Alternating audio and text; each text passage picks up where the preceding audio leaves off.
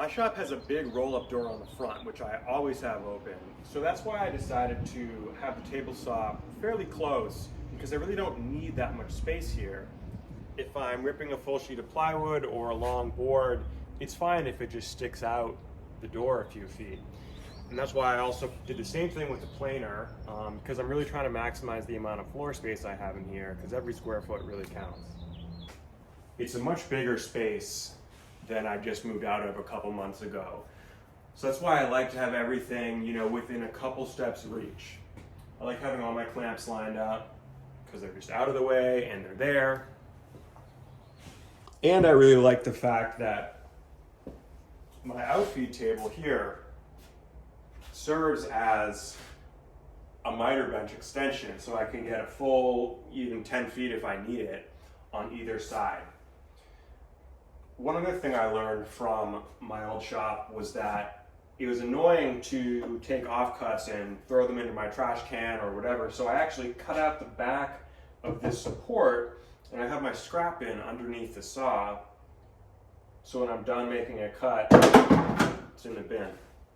Now, I want to talk about the miter station some more, because this is something that the design has evolved with me through the other shops that I've had. I found that when I just had one bench with just one height, it ended up just collecting tools and stuff. So that's why I elevated this, so that when I take my ear protection off or whatever, my glasses, they go there. And the idea, and I'm sort of still training myself to do this, but is to keep the actual extension clear all the time for when I need to make cuts. I love having an adjustable stop block. I make a lot of repeat cuts in the work that I do, so that's extremely useful. And that just goes on with this T-track from Rockler, which is great, and I have in a few other places around the shop. I really like having all my hand tools right on the wall. That way everything has a place, everything is in its place, and I know where everything is. This peninsula is something that I've always wanted, and my old shop didn't have room for, but this worked out really well for a few reasons. It serves as just an additional workspace. I have a couple ongoing projects right now that I'll talk about in a few minutes. I like having this end open for all my fuss tools that are just easy, right within reach. I will be putting doors and a couple shelves on there in the future, but with the pandemic, I haven't been in here as much as I'd like, so that's been put on the back burner. Now, this is the back room that my shop partner Hugo and I are still sort of trying to figure out what to do with. Right now we've just got the bandsaw and the drill press and some other miscellaneous stuff, but we're probably going to build a workbench or something.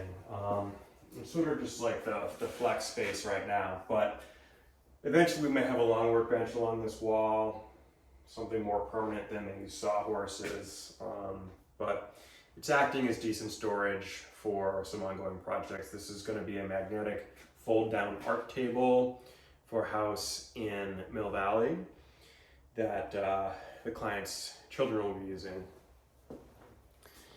Now, I want to talk more about this layout of the jointer and everything along this wall. Hugo and I decided deliberately to put this back here so that all the wood, as you're processing and milling lumber, just moves from the back of the shop all the way to the front. So the idea being that when we have this bench over here, that's where we'll stack the raw lumber that's being ready to be processed. And then as you join the boards, they can be passed directly onto this peninsula and just sit there. Once those are all done, we can move them down the line. And I like to stack up all the boards on the table saw here because they're right within arm's reach of the planer. So I can just grab them, feed them through, and then I like to stack them up on this side of my fence so that I can make that final rip cut. I want to take a minute to talk about a few of my favorite tools. I know everyone has their go-to hand tools, but there's a few here that I've found to be extremely useful that I'm always reaching for. I'd say the first, in no particular order, is if you don't have a cordless trim router, you should get one.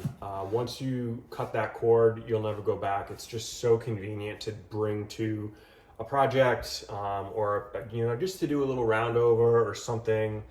It only has a 1/4-inch shank, so it's not super powerful, but really, really handy tool.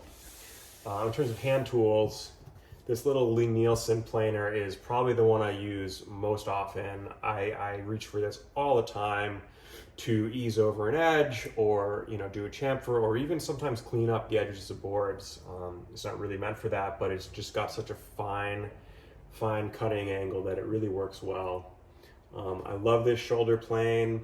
I don't cut a ton of tenons by hand, but when I do, this is really useful. I also will say, for the money, this is probably one of the most useful tools I have. This is a Veritas flush plane, and I use it for cleaning up dried glue lines after glue up. It's just got a magnetic blade. It's probably not the best quality tool steel in the world, but it doesn't need to stay as sharp as a normal hand plane. So I recommend getting one of these. Of course, good chisels are invaluable. I have to mention the world's smallest spoke shave. It's more for a novelty, but it does actually cut. I just like having it there on display. In terms of sanding, I found that these foam Velcro blocks are so good. This is the Festool one. It accepts the rectangular Festool sheets. This is just a standard for 5-inch round discs. Really nice because these actually flex a little bit, so you can contour edges. And it's just easier than wrapping a piece of sandpaper around a block of wood and doing all that. Of course, I've got my Japanese saws, a good coping saw. This was a gift to myself. This Veritas dovetail saw. The handle is just, feels like it was made for my hand. It hasn't gotten that much use yet, but it will. My shopmate, Hugo, is a master luthier, guitar builder.